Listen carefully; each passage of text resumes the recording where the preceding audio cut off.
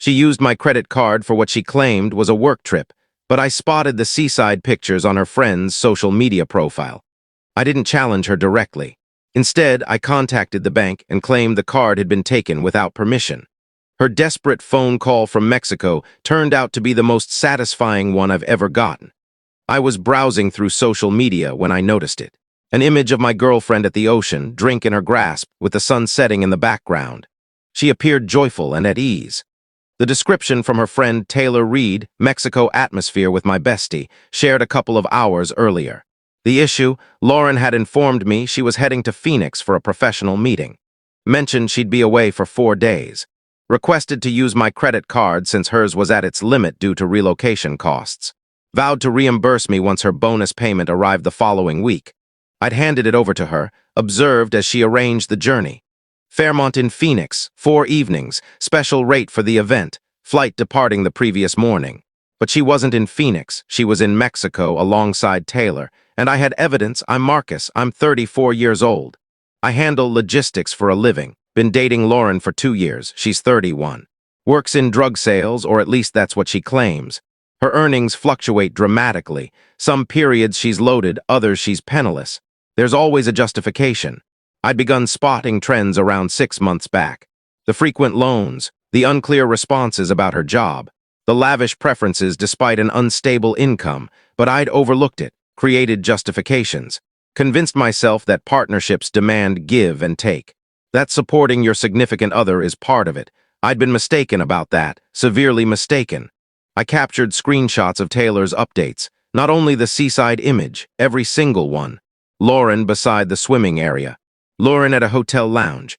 Lauren aboard a vessel, 6 images in all, clearly in Mexico, all uploaded within the past 3 hours, all with location tags, Cabo San Lucas. Then I did something I'm not thrilled about but had been considering for weeks. I accessed Lauren's computer. She'd left it at my home, used it there more often than at her own place. The passcode was straightforward.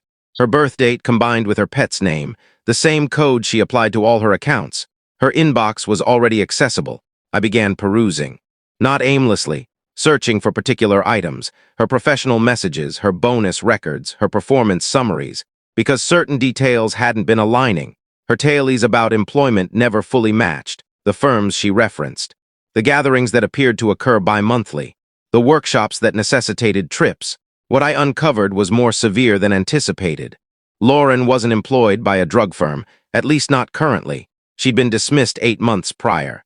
8 months, there were dismissal documents, separation contract, all from January. It was September at this point. 8 months of deception, 8 months of invented job anecdotes, fabricated work excursions, imaginary bonus payments that were perpetually arriving soon.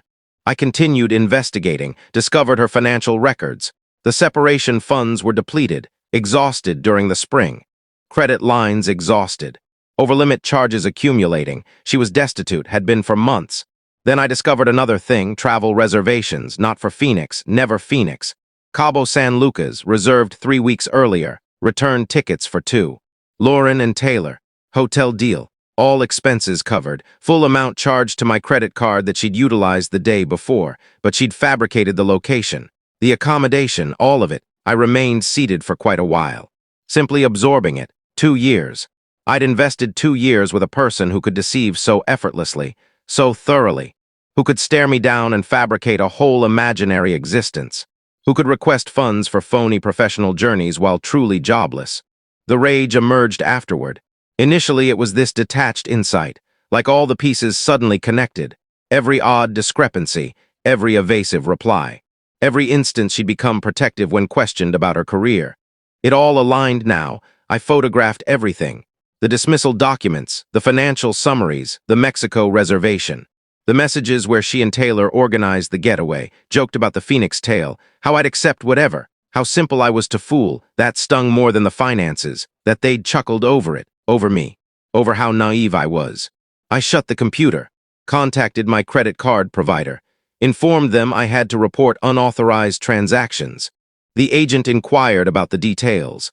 I described that I'd permitted my girlfriend to reserve a particular trip to Phoenix for business. She'd instead arranged Mexico for leisure, without informing me, with alternate dates and a different lodging than we'd talked about. The agent paused briefly, then stated it was a tricky scenario. Officially, I'd approved her card usage, but not for those exact purchases. She recommended attempting to settle it personally first. If unsuccessful, I could submit a claim for transactions that deviated from the agreement, but it would need proof. I had proof. I expressed gratitude, said I'd address it personally initially. Then I requested her to disable the card. Not declare it stolen, just shut it down. She complied, said it would happen right away. Then I proceeded with my plan. I didn't gather Lauren's possessions, didn't replace the locks, opted for something different, something more lasting. I phoned my friend Derek, who manages real estate, inquired if he had any vacancies. He had a small unit. Short-term lease. Ready right then. I said I'd secure it. Could I relocate someone's items there today? He agreed, provided the location and entry code. I devoted the following 4 hours to transferring every item Lauren possessed from my residence. Every garment, every personal care product, every volume, every miscellaneous object she'd gradually brought to my home over 2 years. I boxed it meticulously, marked each container, transported it all to the small apartment Derek had prepared, arranged it orderly, left her a message with the address and entry code. The message was straightforward. Your items are at this location. Initial month's rent is covered. Afterward, you're independent. We're finished. Avoid reaching out. Then I replaced my locks, everyone, updated my passwords, all profiles, all accesses, ensured she couldn't reach anything of mine. By the time I completed it, it was nighttime. I prepared a meal, exercised, retired early, rested more soundly than I had in months. My phone began buzzing around midday the next day. Unfamiliar callers, I ignored them, allowed them to leave messages. Lauren's tone, alarmed, bewildered. The credit card wasn't functioning. She couldn't withdraw funds. She couldn't make purchases. What occurred? This was urgent. I had to return the call. I erased the messages without completing them, restricted the numbers. Additional calls arrived. Taylor's device, other unfamiliar ones, I restricted them all. Then I powered off my phone for the remainder of the day. That night, I reactivated it. Discovered a series of messages from Lauren's mother, questioning what was happening. Why wasn't I responding? Lauren required assistance. I needed to contact her. I answered once. Informed her Lauren could clarify it all. That I was no longer part of it. That I'd relocated Lauren's items to a secure spot and covered the first month's rent. She could assist her daughter with the remainder. Then I restricted her as well. The following morning, I headed to my job as usual. Around 10, my work line rang. Reception mentioned someone called Lauren was there to meet me. I said I wasn't free. She said Lauren was persistent, causing a disturbance. I instructed them to summon building guards if she refused to depart. She departed. She attempted again during break time. I noticed her in the lot, lingering near my vehicle. I reversed direction, returned indoors. Had guards escort me to my car an hour later. She had left. That night she was lingering outside my residential building. I spotted her from afar, parked nearby, contacted my building's guards. They descended. Clarified she wasn't a tenant and must vacate the premises. She disputed. They inquired if she desired them to summon law enforcement. She departed. Day 4. My attorney's firm contacted me. Lauren had hired legal counsel. They wished to talk about the credit card transactions and her possessions. I supplied them with my attorney's details, stated all discussions proceed via him now. My attorney phoned an hour afterward, inquired about the events. I detailed everything, forwarded him the captures, the communications, the financial records, the dismissal documents, all I'd uncovered. He stated I was safe. I'd disabled my card, which was within my rights. I'd transferred her items to a protected area and covered rent. I hadn't retained anything, hadn't harmed anything. I'd committed no wrongdoing. He mentioned her attorney was alleging psychological harm, that I'd deserted her in Mexico without funds. He'd chuckled, said she was a grown woman who'd fabricated her location. Not my duty, he'd manage it. The legal pressure ceased afterward. Presumably her attorney outlined the facts to her. Day 5, I received a message from Taylor, extended note about how I was an awful individual, how I'd shamed Lauren, abandoned her isolated, spoiled her holiday, forced her to obtain funds from her folks to return. I was harsh, without compassion. She wished I was content with my actions. I answered with a single line. You were aware she was deceiving me and assisted her. That renders you an accomplice. Forget my contact info. Day 7. Lauren appeared at my folks' residence. My mother phoned, said Lauren was at their entrance sobbing, pleading for them to speak with me. My mother inquired about the situation. I provided the brief account. Jobless for 8 months. Obtained money through deceit, fabricated everything. My mother said she'd deal with it. Phoned me back shortly after, said she'd dismissed Lauren. Warned her that if she returned, they'd contact authorities. My mother asked if I was fine. I said I was, more than fine. She said she was pleased with me for not permitting exploitation, that it must have been tough, but I'd chosen correctly. That meant a lot, more than I'd anticipated. 2 weeks later, Lauren mailed a letter to my home. The building retained it at the front. I collected it, opened it there, read it on the spot, lengthy letter, 5 sheets. She apologized, she'd erred, lost her position and freaked out, didn't know how to inform me. Continued acting as if all was normal. The deceptions escalated. She realized she'd wounded me, violated my faith. She wasn't seeking forgiveness. Just wanted me to know she regretted it, that she comprehended why I'd departed. The final sheet was distinct. She'd secured employment. Legitimate one, store supervision, beginning the next week. She was returning to her residence, organizing her existence, clearing her obligations. She stated she'd reimburse me fully. No matter the duration, even if I never communicated with her again, I nearly discarded the letter, but something halted me. Perhaps the manner. Unlike the frantic messages, more sincere, more conscious.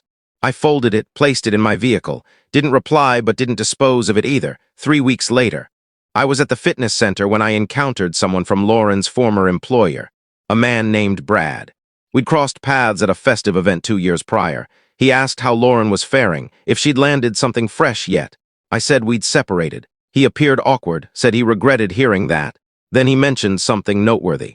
Said he'd always considered Lauren capable, just made poor decisions, workplace dynamics issues. She'd received alerts but ignored them.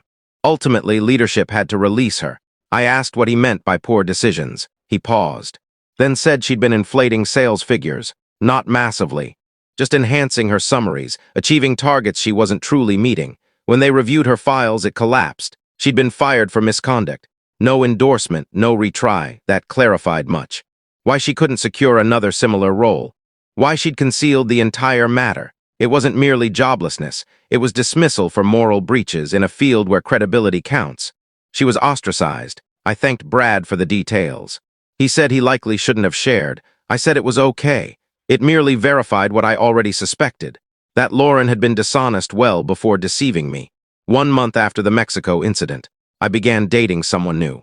Her name is Angela, she's in accounting, encountered her via acquaintance. We met for beverages, then a meal, then another meal. She differed from Lauren, reserved, reflective, posed inquiries and truly absorbed the responses.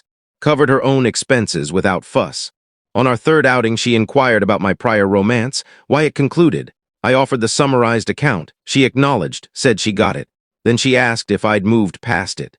If I was prepared to date. I pondered it, told her truthfully I wasn't certain. The disloyalty was still recent. The fury had largely diminished, but the suspicion lingered. She merited knowing that. She valued the candor. Said she'd experienced comparable circumstances. Former partner who'd accumulated charges on her cards. Left her with liabilities and skepticism. She knew the effort required to restore that. If I preferred to proceed gradually, she was fine with it. I did prefer gradual progress. She accepted it. We continued meeting. No urgency, no demands, just 2 individuals learning about one another. 2 months on, I received a payment via mail. From Lauren, $200. Note indicated initial installment. Additional to follow. I examined it for a bit. She truly intended it. She was genuinely reimbursing me. I cashed the payment, didn't reply, but I retained the repayment plan she'd attached. Modest sums bi-weekly. It would require 2 years to settle all, but she'd evidently calculated it. Angela inquired about it. I displayed the payment. She said it was positive, that Lauren was attempting to correct matters even though we'd never interact again. It demonstrated progress, responsibility. I concurred. The installments continued arriving, $200 bi-weekly. Precisely on time. Never delayed, never with a note, just the payments. By month 4, I'd received 8. $1,600 returned. I never initiated contact, never recognized them beyond processing them. That was the arrangement. She'd repay me. I'd progress. No interaction, no reunion, just an obligation being settled. Angela and I are progressing nicely. 6 months along and it's stable, wholesome. She encountered my folks last month. They adored her. My mother said she sensed positively about this one, that Angela appeared reliable. I believed so as well. Occasionally I ponder if Lauren's managing all right, if she maintained the position. if she's truly organizing her life. Then I recall it's no longer my concern. She chose her path. I chose mine.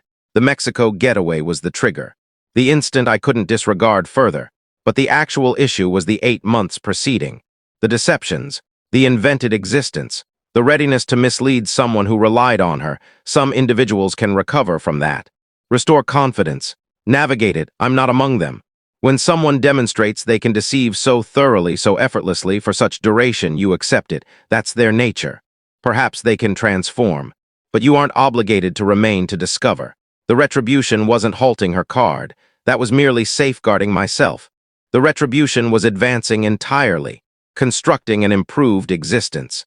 Discovering someone who avoids deception, who doesn't view me as an asset to exploit, who regards me as an equal. Lauren forfeited more than a partner when I departed. She lost someone who'd trusted her, who'd backed her, even when details mismatched, who'd been tolerant and empathetic. She won't encounter that readily again, particularly not currently, not with her background. And me? I gained a crucial insight: rely on your gut. When details don't align, investigate further. When someone's narratives keep shifting, there's a cause. And when you detect someone in such a major deception, don't linger for justification. Simply depart, decisively and conclusively. That's the true strength, not vengeance, just the complete rejection to tolerate indignity. The readiness to abandon someone you value because you value yourself greater. Lauren's residing with her folks, employed in sales. Settling liabilities, that's not penalty I imposed. That's outcome she deserved. Inherent consequences of her decisions. I didn't need to act beyond ceasing to be her fallback. The credit card is in my possession, fresh number. Haven't permitted anyone else to utilize it. Don't intend to. Some insights cost $1,800. Some insights are valuable at any price. Angela and I are discussing cohabitation. Advancing further, I'm not fearful, not concerned she's concealing something. Because she's demonstrated reliably who she is. Via behaviors, via sincerity, via the manner she manages disputes and tackles issues directly. That's what I lacked with Lauren, that basic sincerity. That readiness to be authentic even when awkward. Angela possesses it. Lauren lacked it. That creates the entire distinction. The desperate call from Mexico never arrived, not as the heading implied. No alarm, no spectacle. Just an awareness when the card ceased functioning, followed by a rush to seek options. Her mother transferred funds. She returned home, resolved it. But the call I did receive weeks later from my mother stating Lauren had appeared weeping. That was gratifying, not because Lauren was suffering, because it signified my relatives supported me, because it signified the limits were genuine and upheld. Sometimes vengeance is simply prospering, advancing, being content, discovering something superior, allowing the individual who harmed you to realize you didn't require them to succeed, that you're truly improved without them. That's my current state. Improved, resilient, wiser. With someone who appreciates me, that's the ultimate vengeance.